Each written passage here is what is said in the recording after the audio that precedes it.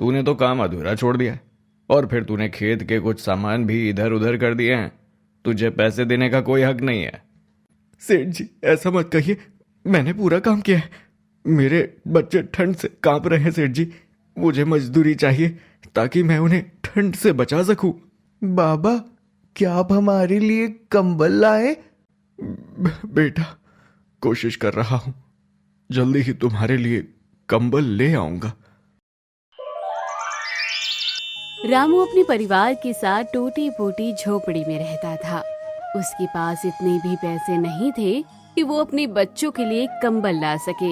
रातों को ठंड के कारण बच्चों का सोना मुश्किल हो गया था। बाबा, ये चादर में से ठंडी ठंडी हवा आ रही है।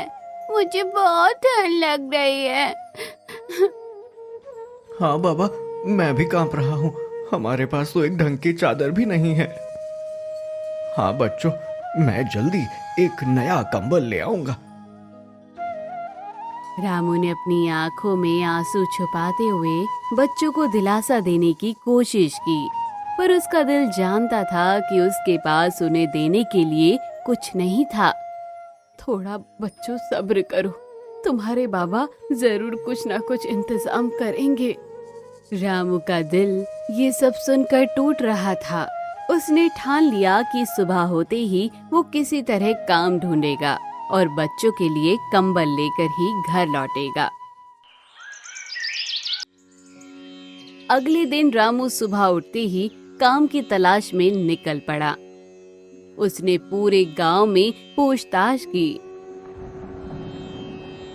लेकिन कहीं कोई काम नहीं मिला।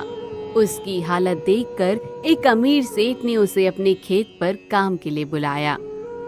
रामू, इस खेत की साफ सफाई कर दो। काम पूरा होने पर तुम्हें मेहनताना मिल जाएगा। रामू ने राहत की सांस ली और तुरंत काम में जुट गया।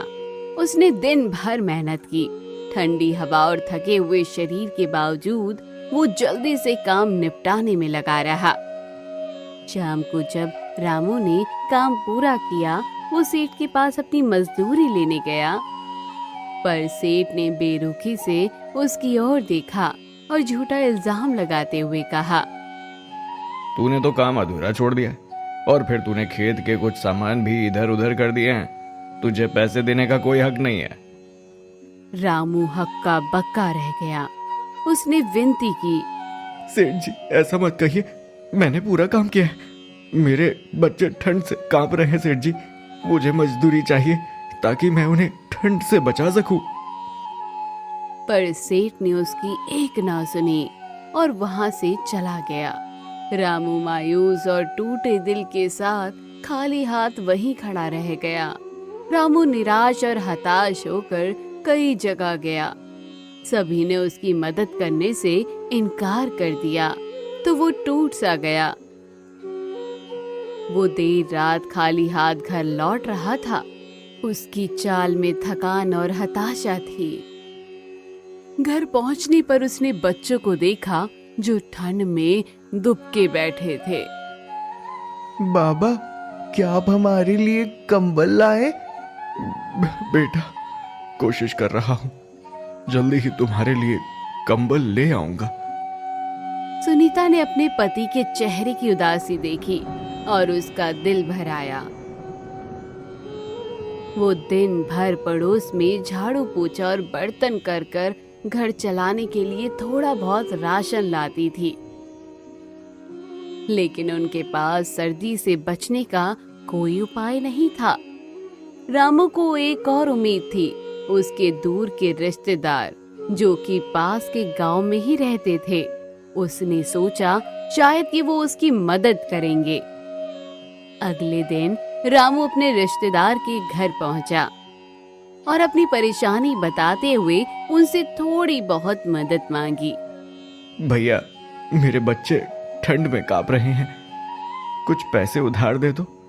मैं मजदूरी करके वापस कर दूंगा। लेकिन उसके रिश्तेदार ने उसे घूरते हुए कहा, रामू, हमें भी अपने खर्चों से फुर्सत नहीं है। हर किसी की अपनी मुश्किलें। हम तुम्हारी मदद नहीं कर सकते।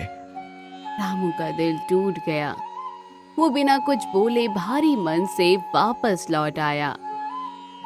हर तरफ से उसे निराशा और असफलता ही मिली। थक हार कर घर लौटते समय उसने अपने पड़ोसी हरिलाल से बात भी की, जो थोड़ा संपन्न था। हरिलाल अमीर तो था, पर दिल से बहुत कठोर। रामू, सर्दी है, सबको ठंड लगती है, तुम अपने लिए ही क्यों रोते हो? किसी तरह का काम कर लो, हम हर किसी की मदद नहीं कर सकते। रामू मायूस होकर घर लौट आया। अब उसे समझ नहीं आ रहा था कि किससे वो मदद मांगे। कुछ दिन इसी तरह गुजरते गए। रामू अपने बच्चों के लिए कुछ नहीं कर पा रहा था। एक दिन निराश होकर उसने ठान लिया कि वो अपनी जिंदगी का अंत कर लेगा। वो घर से निकलकर गांव के बाहर एक पेड़ के नीचे जाकर बैठ गया। आंखों में आंसू और दिल में भारी बोझ लेकर उसने सोचा, इस गरीबी में जीना भी क्या जीना है। मैं अपने बच्चों के लिए कंबल तक नहीं ला सकता। जैसे ही उसने ये सोच लिया, अचानक उसकी नजर पेड़ से गिरते पत्तों पर पड़ी। उसने देखा कि चारों ओर पत्तों का ढेर लगा हुआ था। तभी उसके मन में एक विचार आया।